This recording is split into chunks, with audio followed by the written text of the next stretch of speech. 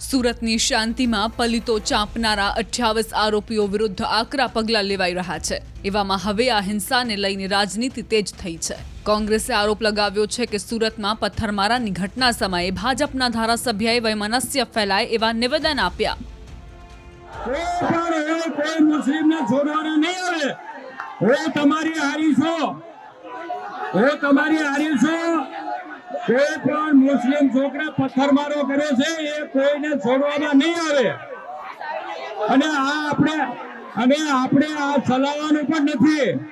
વારે વારે કોઈ પણ જગ્યાએ પથ્થરમારો કરે છે એ આપણે ચલાવવાનું પણ નથી। કોઈ પણ જગ્યાએ આપણે મુસલમાનનો કોઈ એનો પથ્થરમારો કરે આપણે ચલાવવાનો નથી।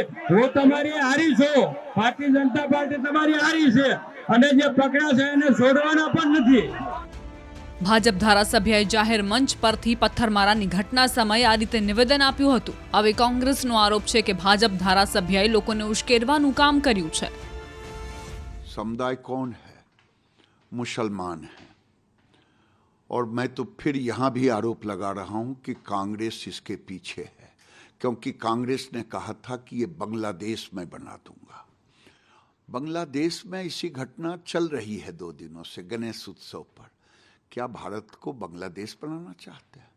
मैं मुसलमानों से पूछना चाहता हूँ, मुस्लिम नेताओं से पूछना चाहता हूँ, हमने तो कभी सूरत में पत्थर नहीं चलाया तजिया पर, देश के किसी कोने पे नहीं चलाया। જેને કાયદાનું ઉલ્લંઘન કર્યું તેની સામે પગલાં ભરાય અને કોંગ્રેસ પક્ષ આવકારે છે, પણ કાયદાના નામે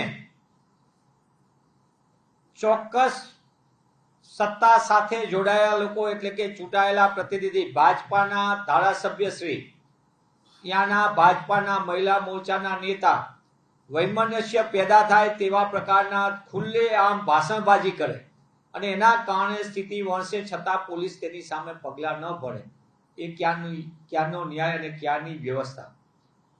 જ્યાં લગી ભાજપાના કેન્દ્રીય મંત્રીશ્રીએ નિવેદન કર્યું છે, પણ એમના નિવેદનમાં જ ભાજપાને શાસિત ગુજરાતમાં કાયદો વ્યવસ્થાની સ્થિતિ કથળી ગઈ તે પ્રકારનું નિવેદન પણ એમને મંજૂર કરતું હોય તે પ્રકારનું એમનું નિવેદન છે।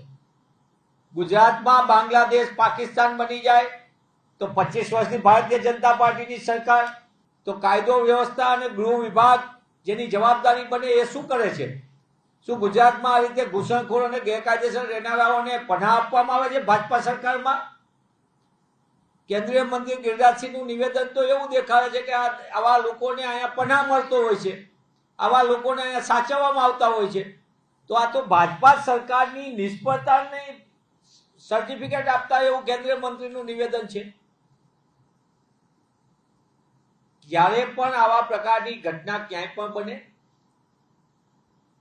જેમને કાયદો હાથમાં લીધો હોય તેની સામે પગલાં ભરાય અને જેમને વૈમનસ્ય પેદા કરવા માટે જાહેરમાં બેફામ વાણીવિલાસ કર્યો છે તેમની સામે પણ પગલાં ભરાવા જોઈએ તેવી માંગ કરું છું।